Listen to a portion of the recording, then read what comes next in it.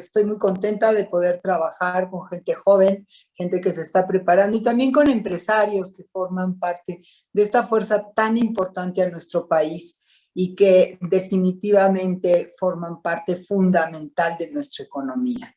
Bueno, el tema que vamos a manejar a mí me encanta porque es simple y sencillamente cómo negociar.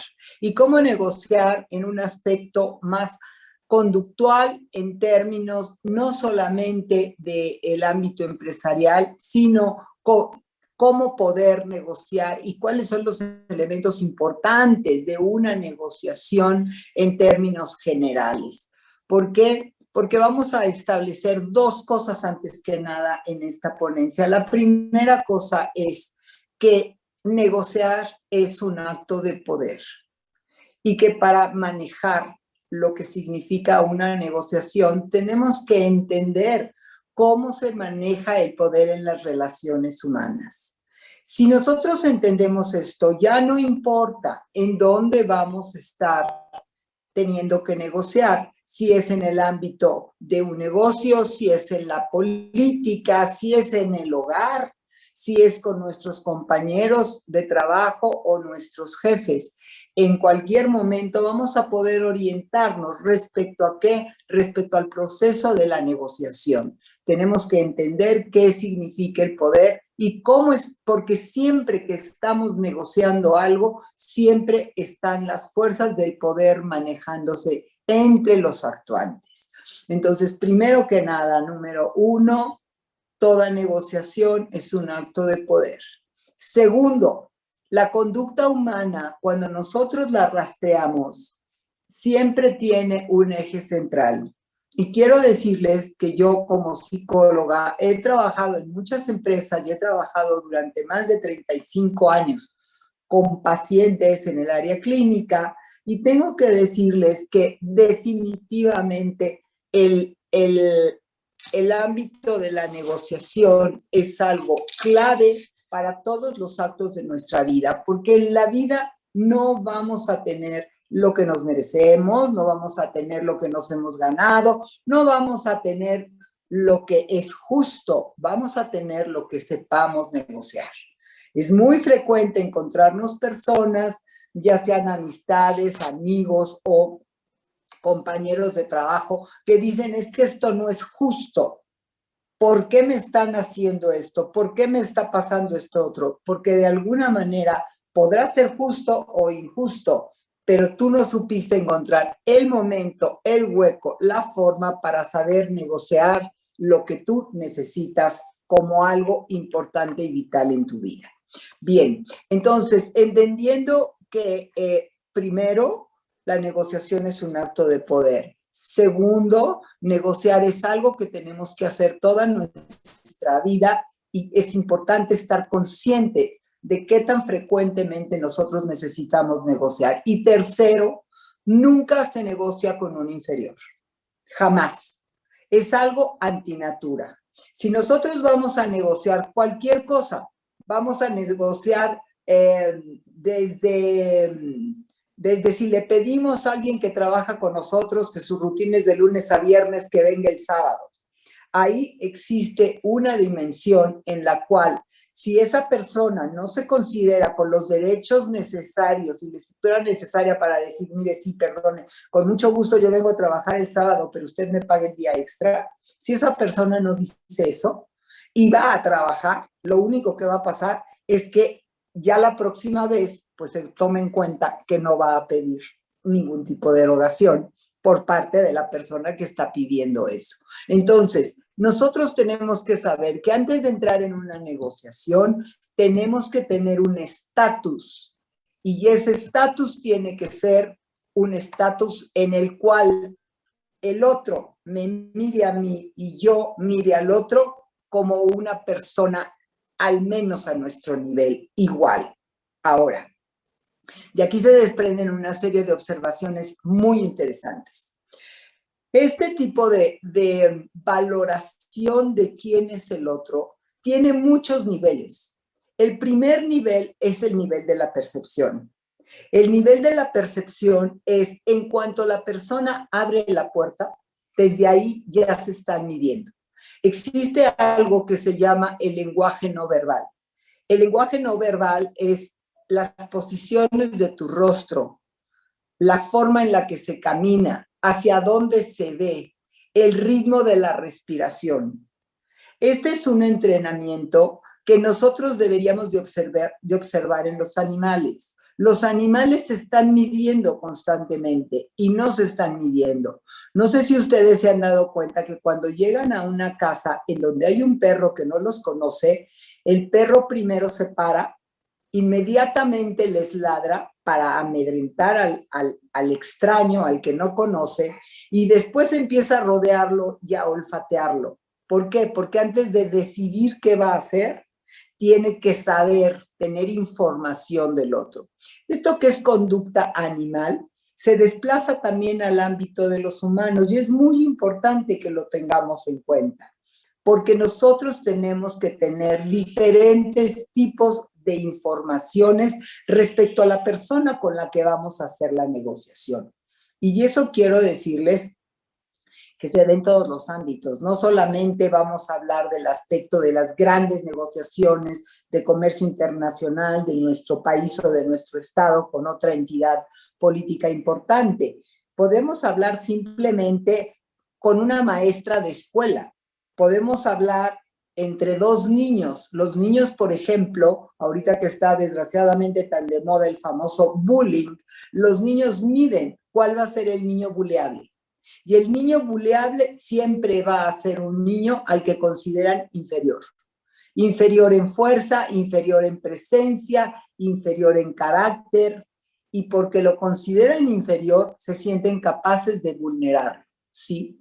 Y estas medidas los hacen los chiquillos de una manera automática. Cuando sienten que es una niña o un niño fuerte, que puede responder al tipo de buleo que se le está haciendo, entonces se frenan. Pero si sienten que es una persona intimidable, amedrentable, la conducta que se usa es intimidatoria. Eso también es un dato muy importante en las negociaciones, porque tenemos que comprender que hay muchos adversarios o personas con las que se va a hacer una negociación que tienen el acto de intimidación como una forma de vulnerar al otro. Las formas de intimidar son múltiples, pero hay muchas que operan a nivel inconsciente y que esas formas de vulnerarnos nos hacen sentir que esa persona puede significar un peligro para nosotros. Entonces, cuando ustedes encuentren a alguien con quien están negociando que les hace sentir en su cuerpo una sensación de sofocación, una dificultad respiratoria o que el corazón les palpita, esa persona está tratando de imponer y de implementar miedo a través de lo que se llaman conductas intimidatorias. La conducta intimidatoria no es, te digo, te voy a dar un golpe. La conducta intimidatoria es, por ejemplo, lo que usa una madre o un padre con un adolescente, que le dicen simplemente, tú cruzas esa puerta y te atienes a lo que te va a pasar, ya sabes lo que te va a pasar. ¿Sí? No le estamos diciendo qué le va a pasar, pero el adolescente inmediatamente se va a reportar a situaciones en las cuales ha recibido pues recorte de su semana o que le quitaron el coche o que ya no tiene la computadora y en ese momento se despierta la memoria. Esto forma en nosotros memorias psicológicas y cuando hemos tenido historias en las cuales hemos sido intimidados por otras personas en nuestra infancia o en nuestra adolescencia, esas huellas se quedan. Y esas huellas pueden ser muy detectables por una persona que ni siquiera conocemos ni nos conoce, pero que va a, en cualquier momento, va a suscitar en nosotros esa memoria de un potencial peligro. Ok, entonces parte de la forma de conocer viene siendo la percepción. La segunda parte es conocer nuestro cuerpo. Nuestro cuerpo es un radar oval que da la vuelta en 360 grados alrededor de nosotros y que capta señales por muchas partes y descargan en el cuerpo. Cuando ustedes sientan cuestiones físicas en su cuerpo al estar negociando tienen que prestarle atención, porque tienen que saber cómo moverse para salirse de ese estado psicológico que es con lo que están tratando de vulnerar.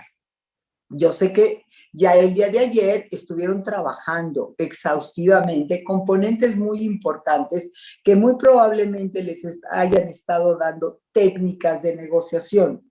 A mí lo que me importa, porque es mi quehacer, es darles a ustedes herramientas desde el punto de vista psicológico para ustedes posicionarse en sus negociaciones. Otra cosa que quiero enfatizar.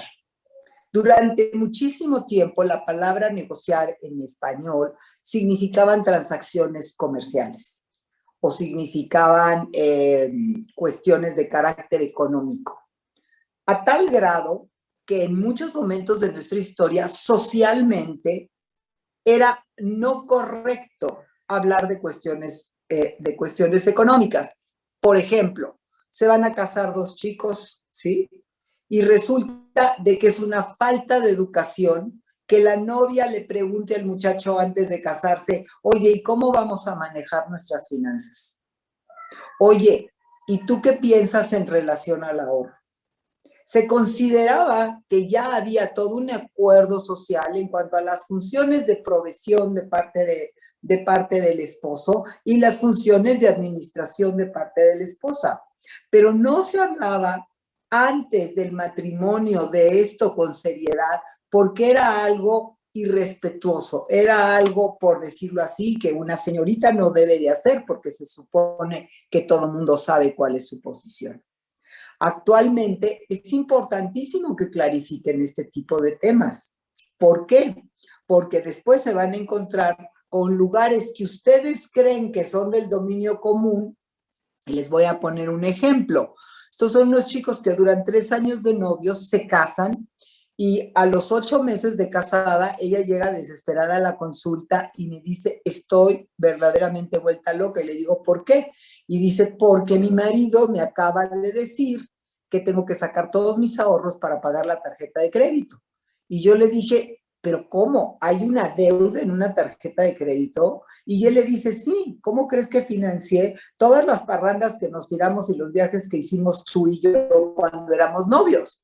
Ahora esto es una deuda de los dos y necesito, así como tú te lo divertiste conmigo, ahora necesito que tú saques tus ahorros y me ayudes a pagar. Entonces ella obviamente se queda sumamente preocupada y empieza a investigar y se da cuenta que este chico tiene una conducta de expediente de manejo de tarjetas de crédito verdaderamente terrible porque está acostumbrado a endeudarse y a sacar dinero de las tarjetas de una a otra para pagar de un lado al otro. Obviamente ella jamás se atrevió a tocar el tema cuando eran novios. Y en el momento de que están casados, pues resulta de que le explota esta papa caliente en las manos, porque el marido ya le decía, no, pues es que si no me prestas ese dinero, vamos a tener que vender el coche y vamos a tener que ver qué más hacemos, porque nos pueden venir a embargar. Bien, volvemos a lo mismo. Antiguamente, solamente la palabra negociar se usaba en el ámbito de las cuestiones monetarias. Actualmente tenemos que entender, y más con esta definición que yo les acabo de dar en relación a que en la vida tienes lo que sabes negociar, tenemos que entender actualmente que la negociación es un acto constante que se da en muchísimos momentos de nuestro día, ni cuenta nos damos, pero al día estamos haciendo varias transacciones de negociación y que siempre tiene que tener como objetivo final el llegar a un acuerdo concertado. Esto quiero que ustedes lo tengan muy claro. Una negociación tiene como finalidad un acuerdo consensuado, es decir, que las dos partes sientan que pueden transitar ese acuerdo con dignidad. Y esto es tanto en el ámbito de las relaciones internacionales entre un país y otro, porque ningún país, a no ser que esté inferior y sea impuesto, va a querer firmar un acuerdo en el cual el otro país lo está oprimiendo. Y si lo hace, efectivamente es porque tiene una posición de desventaja frente al otro. La realidad es que cuando nosotros ya acordamos entrar en una política de negociación, tenemos que estar perfectamente claros de qué es lo que pretendemos. Tenemos que tener nuestra meta muy clara y de esa meta también tenemos que tener muy claro hasta dónde podemos ceder y en qué renglones. ¿Qué quiero decir con esto? Muchas veces los intereses del adversario y los nuestros son cruzados, es decir, no son el mismo. Luego entonces no necesariamente vamos a pelear los dos ferozmente por el mismo punto, sino que al contrario, puede suceder que para mí sea muy importante, vamos a poner una transacción en la cual se está hablando de tiempo y se está hablando de dinero. A mí lo que me importa es el dinero, porque vengo representando a una empresa multinacional muy importante que lo que le importan son las ganancias, pero al otro lo que le importa es el tiempo. Él me va a presionar no tanto por el dinero, me va a presionar por el tiempo y yo lo voy a presionar por el dinero. Luego entonces el acuerdo puede ser rápido y puede ser fácil. Simplemente yo voy a jugar mis cartas de que, ya vi, a ti lo que te interesa es el tiempo.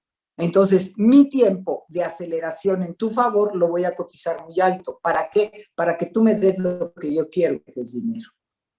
Otra cosa muy importante en todos los términos de negociación es las concesiones. Cuando empezamos a negociar con alguien a quien ya vimos, a quien ya medimos, a quien estudiamos profundamente antes de llegar a sentarnos, y este es un trabajo que se tiene que hacer concienzudamente. Las personas que se avientan a ir a negociaciones como quien va a tomarse una copa a las 8 de la noche con unos amigos en un bar, esa persona va a ser un bocado de cardenal para ser devorado por sus adversarios, porque van a medir que no preparó su junta, que no preparó su encuentro. Lo más importante de una negociación es el estudio previo. Cómo conocer absolutamente en todo a la otra persona. ¿Quién es? ¿A quién representa? ¿Qué ha hecho en su vida? ¿Con quién ha tenido negociaciones? ¿A quién? ¿Cuántas veces ha intentado esa negociación y le ha sido fallida? En cambio, cuando no tenemos esa información, es muy fácil que la otra persona tenga esa preparación respecto a nosotros y quienes acaben quedando vulnerables ante el otro seamos nosotros. ¿Por qué? Porque no hicimos el trabajo previo. Entonces tenemos el trabajo previo, luego tenemos la percepción del momento del encuentro y luego tenemos que armar todo un repertorio de preguntas. Aquí yo les voy a decir que el gran secreto de una negociación es saber hacer las preguntas que me den la información que yo necesito. Y muy probablemente, si yo soy inteligente y astuto y he sabido hacer una preparación consistente, voy a tener totalmente enlistadas las preguntas que a mí me van a permitir medir al otro. Una negociación es un acto de medición de fuerzas para tomar ¿qué? Una acción. El poder, simple y sencillamente, es la capacidad de hacer algo. Ya sea hacer que los otros hagan algo, ya sea hacer que un mercado se comporte de tal manera, porque tuvimos el poder de hacer un movimiento a un alto nivel, pero siempre vamos a tener que en un manejo de una negociación, el poder que se negocia es el poder de que algo suceda. Y en este sentido, el conducir las cosas hacia un destino exitoso, que es lo que todos queremos. Todos queremos tener éxito. Una señora quiere convencer a su marido de que el año pasado fueron a la Navidad a casa de su mamá. Pero este año la mamá ha estado enferma y ella quiere que vuelvan a ir a casa de su mamá y el marido dice, no, ahora nos toca en casa de mi mamá. ¿Cómo va a conseguir eso esa mujer? Ella tiene que ser inteligente para saber qué le importa a él. De qué manera puede ella hacer un intercambio de privilegios para que verdaderamente al otro le convenga. Si nosotros no tenemos la capacidad de ponernos en el interés y en los zapatos del otro y pensamos simplemente en el orden y la justicia, ya hemos perdido el 45% de la negociación. Nosotros necesitamos ponernos en el interés del otro para saber desde ahí de qué manera podemos trastocar o seducir ese interés. Entonces, en la negociación tenemos la medición del otro, el conocimiento del otro, el acto de detectar si no estamos siendo intimidados. Acuérdense que el presidente Trump era un mago en eso. Era el hombre más intimidante que ha atravesado por el gobierno de los Estados Unidos. Tenía una capacidad de lo que nosotros llamamos bravuconear. Pero ahí estamos hablando que es bravuconear a los niveles del presidente de los Estados Unidos. No estamos hablando de una cosita pequeña, pero si ustedes se fijan, la esencia de todo lo que se está reflejando es exactamente lo mismo. Como es arriba, es abajo. Es decir, como sucede en las grandes cúpulas, también sucede en lo cotidiano, ya sea entre dos niños que se pelean por un lunch en un patio de recreo, o cuando estamos hablando de algo tan serio como las intimidaciones que en varias ocasiones lanzó el presidente Trump de una manera irrestricta. Entonces, estamos hablando en este terreno y quiero que ustedes vayan haciendo un recuento de los puntos que voy tocando, porque creo que de ahí ustedes pueden nutrirse mucho. Otro punto que no puede saltarse cuando estamos hablando de una posición de negociación que es vital, es el punto de las concesiones. Cuando hay una negociación que, digamos, ya llegó a un punto interesante, van a empezar a solicitarse concesiones. Y lo que tenemos que entender es que jamás se da una concesión en la cual no se gane algo para nosotros mismos. Porque si tú das algo por dado y no lo intercambias, la persona lo que aprende es que puede sacarte cosas, digamos, de gratis. Tú puedes pretender que estás dando una cosa de gratis. En realidad no la estás dando. En realidad la estás dando porque a ti te conviene, porque por otro lado es de un interés personal tuyo para algo que no tiene que debatirse en la mesa de negociación. Pero entonces, el poder tener la capacidad de englobar todos estos aspectos de la negociación en un acto en el cual, digamos que alguien te dice, bueno, la mesa de negociaciones se va a abrir durante 3 días sucesivos y se va a trabajar durante 4 horas. Todas estas 4 horas en las cuales se va a estar haciendo esta política de negociación son horas de toma de información de todo lo que les acabo de decir. Y después viene la parte de la atención. La atención es que ya están muy ubicados uno y el otro. Ya se midieron, ya se olfatearon, ya se conocieron, ya se escudriñaron, y entonces empieza a surgir una gran tensión entre que yo te voy a jalar para que tú te vengas para acá, que es lo que yo quiero. Ah, no, yo te voy a jalar para que tú te vayas para allá a lo que yo quiero. Y esta tensión entre los dos elementos puede ser algo sumamente interesante. Quiero contarles un entrenamiento que en una ocasión me dio un amigo mío que era un abogado muy importante, que inclusive estuvo en litigios en litigios de competencia de comercio exterior, y estuvo en negociaciones de nuestro gobierno con otros gobiernos. Yo le dije, a ver, dame un resumen, ¿cómo es la onda de la negociación? Me dijo, bueno, mira, te voy a dar un ejemplo. Haz de cuenta que yo ahorita te estoy viendo y a mí me interesan tus aretes, porque para mí tus aretes son una cosa muy importante que me recuerdan a mi abuela, y yo quiero esos aretes para llevárselos a mi mamá. Y entonces yo te digo, oye, Lucy, te compro tus aretes.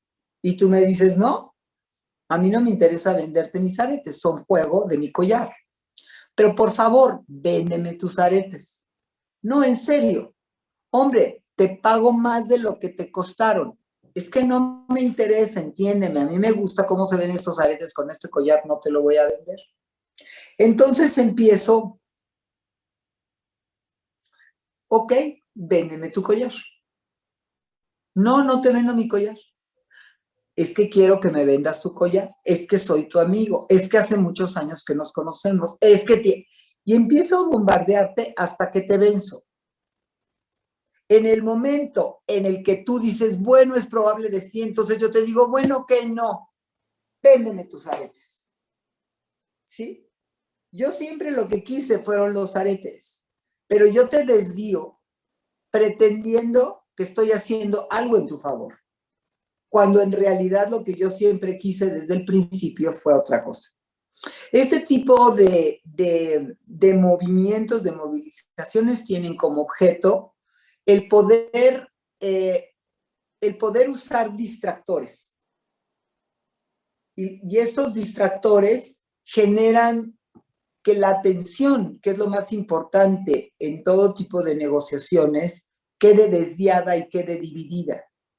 Entonces la persona empieza a sentir que algo tiene que tener, pues, de decencia y de consideración con el otro, porque es su amigo, porque se conocen desde hace muchos años y tiene que cederle algo.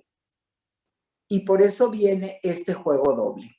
Juegos de ese tipo ustedes se van a encontrar muchísimos en la literatura que avalan todo lo que es la técnica y el arte de la negociación. Pero sí quiero que sepan que en el momento en el que se genera la tensión, que es el famoso forcejeo de lo que tú quieres y de lo que yo quiero, ustedes tienen que tener algo totalmente claro en su mente porque lo estudiaron desde antes y es el orden de prioridades de lo que ustedes buscan. Supongamos que los mandan a hacer una negociación que tiene por objetivo 10 puntos. Pero de esos 10 puntos, ustedes tienen que llevarlos priorizados. ¿Cuál es el más importante, cuál es el menos importante y cuáles son los del medio? ¿Por qué? Porque en el estiramiento de la atención de lo que tú quieres y de lo que yo quiero, puede haber un momento en el cual nosotros tengamos que decir, perdón, no me interesa, ya usted me está empujando demasiado, con permiso, buen provecho, me paro de la mesa y me voy. Esos son los dos momentos culminantes. El primer momento culminante es cuando hay contacto visual presencial. Y el segundo momento culminante es que nosotros tenemos que saber hasta dónde cedo. Supongamos que nosotros queremos comprar una bicicleta y que queremos dar 10,000 pesos por la bicicleta. Y la otra persona dice, de ninguna manera, esta bicicleta vale 20,000 pesos. Entonces, uno va a empezar a negociar, pero yo tengo que saber que lo más que voy a pagar por esa bicicleta son 13,500 pesos. Si esa persona me empuja a querer que yo pague más de 13,500 pesos, le doy las gracias, me paro y me voy. Y eso también juega un papel muy importante en la certidumbre personal. Finalmente, antes de concluir, quiero decirles que la autoestima y la seguridad personal es clave. Y la seguridad personal nos la van a dar dos elementos. En primera, el conocimiento cabal de qué es lo que queremos. En segundo lugar, la priorización de lo que queremos. En segundo lugar, el conocimiento y el estudio cabal de lo que es el otro en todas las facetas que ya analizamos. En tercer lugar, la autoestima personal, porque también el arte del buen negociador es una cuestión energética, que los otros lo captan. Si una persona está deprimida o tiene baja autoestima, va a estar dispuesto inconscientemente a dar concesiones muy rápido porque no va a aguantar la presión. Y una cosa clave es que disfrutes de la presión. Que el que te estén tensionando no signifique una cuestión a la cual tú quieras huir. La persona que no le gusta una tensión no puede estar al frente de grandes negociaciones. Puede estar al frente del departamento de diplomacia, del de protocolo, del de relaciones públicas, ahí va a ser su ámbito. Pero no pongan en la arena de batalla a una persona que no disfruta de la tensión de la negociación, porque después lo que viene es el clásico regateo, en el cual ya han de ver ustedes escuchado mucho acerca de las técnicas de seducción, acerca de las técnicas de simulación, acerca de las técnicas de cómo rodear al otro para que finalmente caiga, pero esto tiene que estar en base a una personalidad perfectamente cimentada. Muchas gracias por su atención.